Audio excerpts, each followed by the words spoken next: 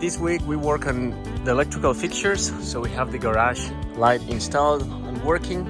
Also the light inside the garage, which is this one and that one there. On the outside we have these two wall lights. We have these lights with a ring, a camera. We set up all the lights to 4000 Kelvin. The fan light is a little bit warmer, so that might be adjusted or left as it is. We have to come back and patch up those holes, those 4 holes. That one there.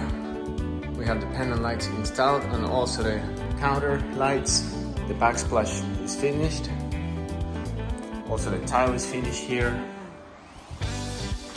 with the grouting, vanity lights. That's it for this week. Next week we're gonna have the plumbing installed and hopefully the floor, and we'll be ready for inspection. Thank you for watching and we'll see you next week.